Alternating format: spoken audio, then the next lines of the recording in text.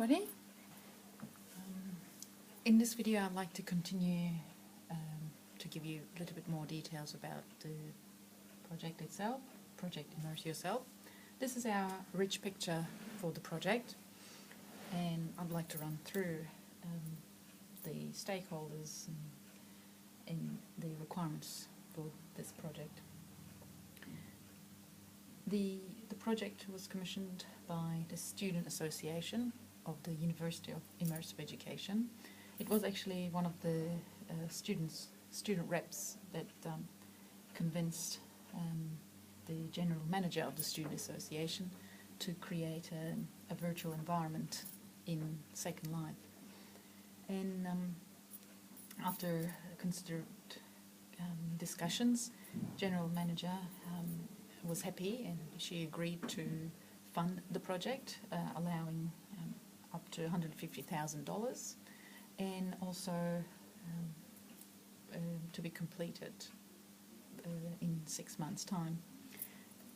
Student Association is an independent body, but they work closely with the university, and university has agreed to provide the actual island, which is basically the storage space in Second Life, of up to, of 4,096 square meters with up to 1,200 prims.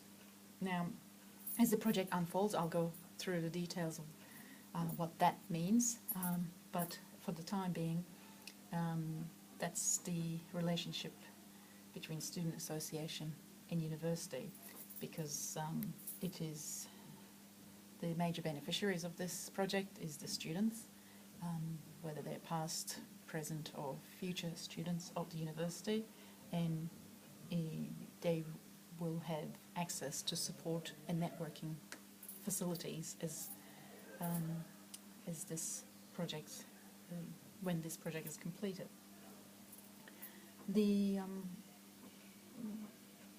Some of the products or deliverables that the Student Association has suggested are as follows. It'll be a virtual space, virtual island with a lot of kiwiana, and that's my kiwi, and that's my jandals, and that's a bit of flax, but do excuse my drawing, it's not one of my fortes. There will be a range of services provided for the students, so that's the overall theme. One of these locations will be an area where students actually can chill out and have a chat, and just meet and talk to each other. And we call that the campfire location. As you can see, there's a bit of campfire going on. We forgot to bring the marshmallows, but I'm sure we can create those in Second Life. There will be another area where students can actually listen to some music, which will be streaming to the location, and even dance to it, so in the form of perhaps a dancing floor. There will be an outdoor cinema. This is my attempt at drawing a giant cinema screen, where they can also watch streamed videos. There will be another location, so these are all connected to each other, really. They can be independent, but they will be in the same location. It's just that in the music and dance there will be opportunities to listen and participate in a chat area. You would probably require some privacy or a bit of quiet. There will be an activity where they can actually play sports or other activities for fun. As I said, watch videos. And also, the Student Association was very keen on providing resources for students in order to increase their knowledge and ability to use virtual worlds, especially Second Life. That's one of the questions that the student representative has brought up. It would be ideal to have those resources. Pardon me. There would be opportunities for weekly activities as well, and also for students to design and create their own activities. And by activities, we're referring to virtual um, simulation of these activities. So if they're playing basketball, they would have their own avatars, log on to the system and have some sort of action, animation, which is scripted, and then they would actually play basketball in that virtual environment, with the aim of taking that virtual simulation out into the real life, where they can actually organize groups and communities and meet up outside and play a real game of basketball. But this is to initiate the groups, those kind of groups and clubs to form in a virtual environment, have a go at playing, for example, basketball, with the intention of learning how to use Second Life, which will also help them with their studies, because University of Immersive Education, as the name indicates, is definitely going in that direction, to create rich learning spaces for the students. This is the island itself, the 3D virtual world, but in order to connect to those who are not familiar or not in Second Life already, there will be social media platforms as well, namely Facebook, Twitter and YouTube,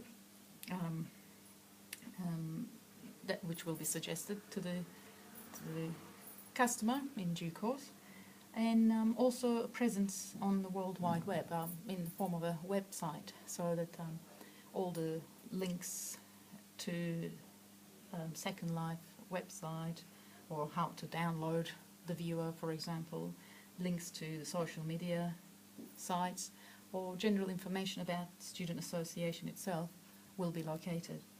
We also need to incorporate database into all of these platforms in order to count for the number of users and the frequencies, when do they log on, how long do they spend there, and also to be able to conduct surveys to improve those services on an ongoing basis. So we need a 3D virtual world, social media platform, a number of social media platforms, internet web page, and also a database to keep track of numbers. Now, this is our build. This is the transformation that we aim to create for the customer, which is Student Association, for the university, which can also set constraints, external environmental constraints. And to get this off the ground, our project team from IdeaWorks will use Agile methodology and Scrum framework to carry it out. Just to go over our team members, we have 3 members based in windy Wellington. These are the waves of the wind. The database designer, the Scrum Master, myself, and the product owner, as well as our clients, the Student Association, are all based in Wellington. We have a programmer who's very cold, Burr, down in Dunedin, a 3D designer in Auckland, specialising in 3D objects, and another 3D designer based in Whangarei, specialising in animations and scripts. Now, most of us on the team are familiar with Agile, and especially Scrum framework, but just experience varies between 1 year, which is our graphic designer in Whangarei, who has only 1 year experience working in an Agile environment using Scrum framework. Everyone else has had a good range of 5 to 10 years experience. But in order to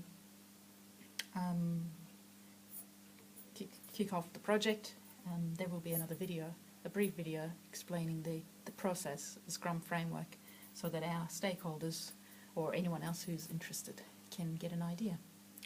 That's the rich picture for the project. Thank you.